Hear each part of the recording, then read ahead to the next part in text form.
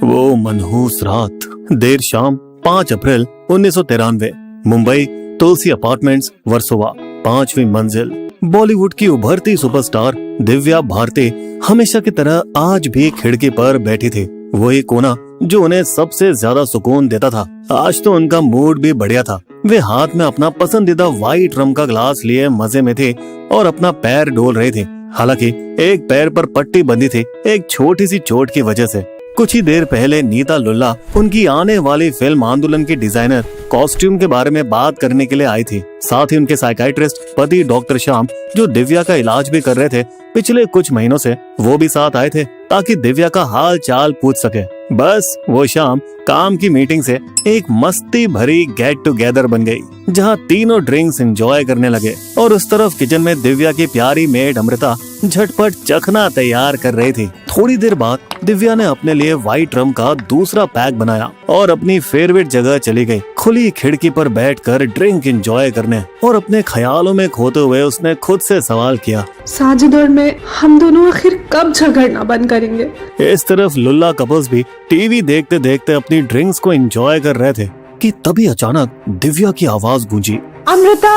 और अपनी जोर की चीख में वो बस एक ही शब्द बोल पाई, जैसे मानो वो फिर से अपने ख्यालों में खोकर एकदम चुप हो गई हो। लेकिन तीनों को उसकी आवाज में कुछ तो अजीब महसूस हुआ। जिस अजीब फीलिंग ने लुल्ला कपल को तुरंत टीवी से नजरें हटाकर खिड़की की तरफ देखने पे मजबूर कर दिया। अमृता दौड़ी दौड़ी बाहर आई। उसे दिव्या के पैर दिखे, मगर सिर्फ 1 मिली सेकंड के लिए, खिड़की से उसके गुम हो जाने से पहले। और फिर सन्नाटा।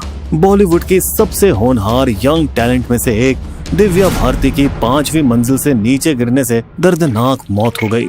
चलिए थोड़ा पहले 1980 का मुंबई। दिव्या एक मिडिल क्लास फैमिली में पली बड़ी थी, जहां उनका कोई फिल्मी कनेक्शन नहीं था और हम सब की तरह ही उसे भी पढ़ाई पसंद नहीं थी। पर वो एक्ट्रेस बनने का सपना देखती थी अपनी आम जिंदगी से बाहर निकलने के लिए। अब जैसे जैसे उसकी उम्र बढ़ी, उसकी नेचुरल खूबसूरती, कैमरा फ्रेंडली फेस और उसकी आंखें सबका ध्यान खींचने लगी। और जल्द ही उन्हें लिरिल साबुन का ऐड करने का मौका मिला, जो कैमरे के सामने उनका पहला अनुभव था। फिर एक दिन 1988 में गोविंदा के भाई कीर्ति कुमार ने 14 साल की दिव्या को मुंबई की एक वीडियो लाइब्रेरी में देखा और वो उनकी खूबसूरती देखकर दंग रह गए। उन्होंने दिव्या को अपनी फिल्म राधा का संगम में कास्ट करने का सोचा, जो दिव्या की पहली हिंदी फिल्म हो सकती थी। दिव्या तो ऑफर सुन के ही 7वें आसमान पर पहुंच गई। उसने स्कूल तक जाना छोड़ दिया और डांस, एक्टिंग, क्लासिकल सिंगिंग सब सीखना शुरू कर दिया अपने रोल के लिए। लेकिन किस्मत को कुछ और ही मंजूर था। उसके ऑडिशन से प्रोड्यूसर खुश नहीं थे।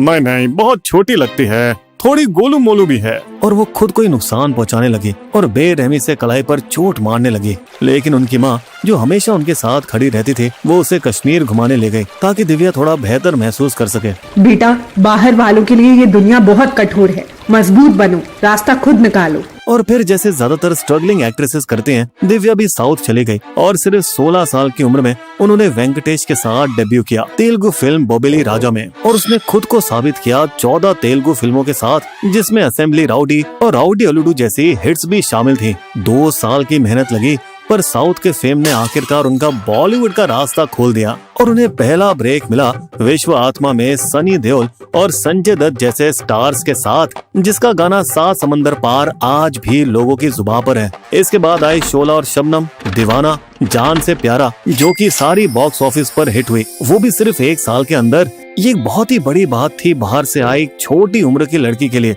जिसने अपना नाम बनाया ऋषि कपूर, संजय दत्त, गोविंदा और सनी देओल जैसे मजे हुए कलाकारों के साथ। इंडस्ट्री में वो इसीलिए भी छा गई क्योंकि उनकी खूबसूरती, एक्टिंग और डांसिंग का कॉन्फिडेंस उसी दौर की सुपरस्टार श्रीदेवी को टक्कर देता था। वो पूरी तरह से प्रोफेशनल थी, इतनी तैयारी करके आती थी कि ज्यादातर शॉट पहले ही टेक में ओके हो जाते थे। जहां दूसरे एक्टर्स को डांस सीखने में कई दिन लगते थे, वे चंद घंटों में मास्टर कर लेती थी। फिर एक बार जब डायरेक्टर डेविड धवन ने बोला, दिव्या तुम्हें चंकी पांडे के साथ आंखें में कास्ट कर रहे हैं, बस तभी उन्होंने जोरदार नाराजगी दिखाई थी। नो वे, जरा उसका चेहरा तो देखो। लेकिन जो भी हो, दिव्या भारती ने बॉलीवुड में एंट्री मारी और 14 महीनों में 14 फिल्में साइन की और बन गई इंडस्ट्री की सबसे ज्यादा कमाने वाली एक्ट्रेसेस में से एक। ये किसी भी ड्रीम करियर से कम नहीं था, क्यों दोस्तों? लेकिन अब आगे बढ़ने से पहले दोस्तों मिलिए हमारे रोड साइड रोमियो से, जिसे फुल टाइम प्यार नहीं सिर्फ ट्रायल वर्जन से मतलब है। वो जो चैट में तो अवेलेबल होगा मगर इमोशनली नहीं। चाहिए उसे सिर्फ एक रात का सहारा, क्योंकि वो है क्यूट भी और कंफ्यूज भी।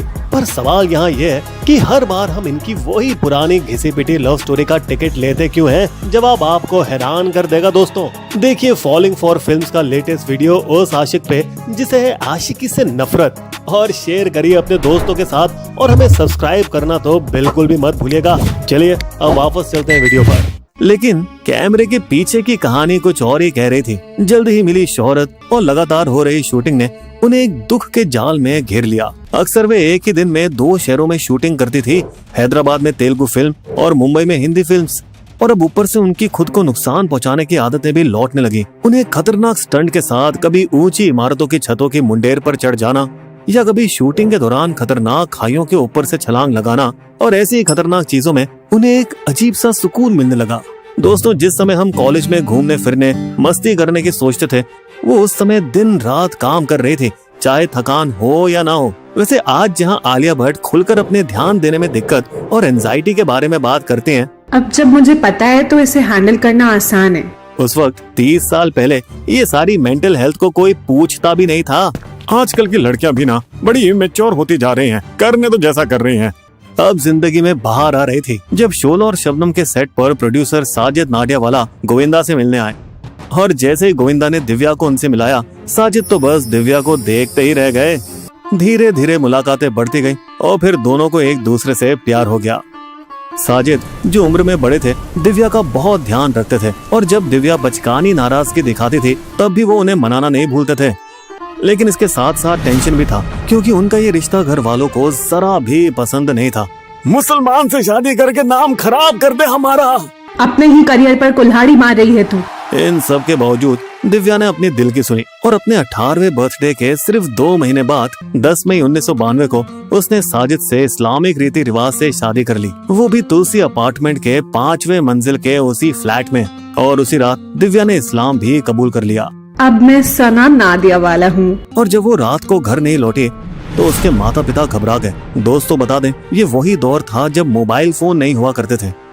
लेकिन देर सवेर दिव्या घर वापस आ गई। अगले 4 महीनों तक उसने घर वालों से शादी छुपाई रखी, मगर ये छुपाने वाली बात उसे अंदर ही अंदर खाए जा रही थी।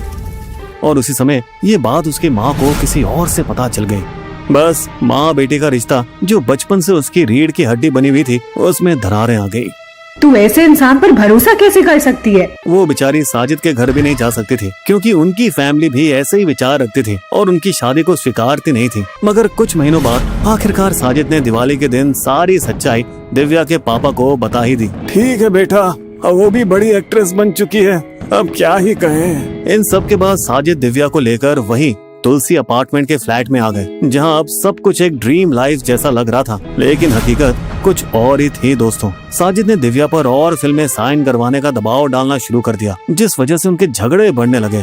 थक गई मैं, किससे प्यार किया, तुम बदल गए। इससे दिव्या का मेंटल बर्नआउट और बिगड़ता गया। दोस्तों, जरा उस दौर की हवा को भी समझिए। 1992-93 में मुंबई का वो सबसे हिंसक दौर था जब भयानक दंगे हो रहे थे, और उसी मार्च 1993 में डी कंपनी का भयानक मुंबई बम ब्लास्ट भी तो हुआ था। साथ ही अंडरवर्ल्ड का काला धन बॉलीवुड में बहना शुरू हो गया था। दोस्तों, ये वही टाइम था जब मंदाकिनी और ममता कुलकर्णी जैसी कई हीरोइनों को डॉन से रिश्ते होने की वजह से फिल्में मिली थी।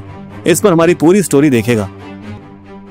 दिव्या की 1992 की फिल्म दिल ही तो है के प्रोड्यूसर समीर हिंगोरा और हनीफ कादावाला, जिनका नाम सामने आया था डी कंपनी के टॉप 3 दाऊद, टाइगर और याकूब मेनन के साथ।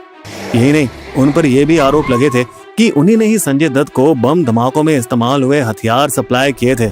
अब यहाँ दिव्या को न केवल एक मुस्लिम से शादी करने के लिए कट्टरपंथी समूहों से जान की धमकी मिलने लगी, बल्कि उनके ऊपर अफवाहों और षड्यंत्र की कहानियां भी शुरू हो गई, जो आज तक बंद नहीं हुई हैं। क्या दिव्या को समीर हिंगोरा, हनीफ कादावाला या बम धमाके से जुड़ी कोई जानकारी थी जिसने उन्हें निशाना बना दिया हो? या फिर क्या उन्हें शक था कि साजिद को मुंबई ब्लास्ट के बारे में और भी कुछ पता है जिसकी सच्चाई वे छिपा रहे हैं? बहरहाल बता दें, इन सब बातों के सबूत नहीं है। फिर से डिप्रेशन और सेल्फ डिस्ट्रक्शन, इन तमाम विवादों से अलग बेचारी दिव्या को ना साजिद का साथ मिला ना घर वालों का। वो तो सेट पर भी इस कदर तक टूट गई थी कि खुलेआम कहने लगी, कोई मुझे जहर ला के दे दो, मुझे लगता है मुझे मर जाना चाहिए। और इसी दौर में उन्होंने चुपचाप साइकाइट्रिस्ट डॉक्टर लुल्ला से काउंसलिंग लेना शुरू किया था। खैर बता दें कि उनकी को एक्ट्रेस और दोस्त गुड्डी मारुति ने कई बार उन्हें अपने फ्लैट की खुली खिड़की से बाहर की तरफ बैठकर टांगे लटकाते हुए देखा था। दिव्या बहुत खतरनाक है, प्लीज अंदर जाओ। अब मौत से एक दिन पहले 4 अप्रैल को गुड्डी मारुति की बर्थडे पार्टी में दिव्या बाहर से तो खुश दिख रही थी, मगर पर्दे के पीछे उसके दोस्त कुछ और ही बता रहे थे। अब सहा नहीं जा रहा, ये सब कुछ बहुत ज्यादा हो रहा है। अगली सुबह 5 अप्रैल 1993 को सब कुछ ठीक लग रहा था, क्योंकि दिव्या और उनके भाई ने मिलकर बैंड्रा वेस्ट के नेपच्यून अपार्टमेंट में 4 BHK फ्लैट खरीदने की डील फाइनल की थी, अपने परिवार के लिए एक सपनों का घर। उन्होंने ये खुशी का पल अपने दोस्तों और परिवार के साथ फोन करके बिताया और प्रोड्यूसर्स को भी मनाया। आज की सारी शूटिंग कैंसिल कर दो प्लीज।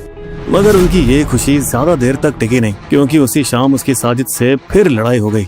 ये हुआ दिव्या के संजय दत्त के साथ साजिद के फिल्म आंदोलन में काम करने से मना करने की वजह से, क्योंकि उसका मुंबई धमाकों के साथ कनेक्शन था। और साथ ही साजिद के दोस्त हिंगोरा और कड़ावाला के मुद्दे पर भी लड़ाई हुई, जो कि धमाके से जुड़े हुए थे।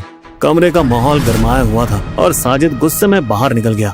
10 मिनट में वापस नहीं आए ना तो आज के बाद मेरा चेहरा नहीं देख पाओगे। जिसकी साजिद ने भारी कीमत चुकाई, क्योंकि अब जब उसने दिव्या को देखा तो वह आशिक सचमुच एक पल के लिए जम गया। उसकी प्रेमिका अस्पताल में अपने जख्मों से लड़ रही थी। उसे इतना बड़ा सदमा लगा कि वो जमीन पर गिर गया और उसके मुंह से झाग तक निकलने लगा। डॉक्टर भागते हुए आए और उसे तुरंत होश में लाने की कोशिशें करने लगे। हार्ट अटैक का पता चलने पर साजिद को तुरंत उसी अस्पताल के ICU में भर्ती करवाया गया। मेरी पत्नी नीचे है, ऐसा कह रहे हैं कि वो मर गई। इस तरफ दिव्या के पिता बेकाबू हो गए। उसी ने मेरी बेटी को मारा है, सब कुछ जला दो।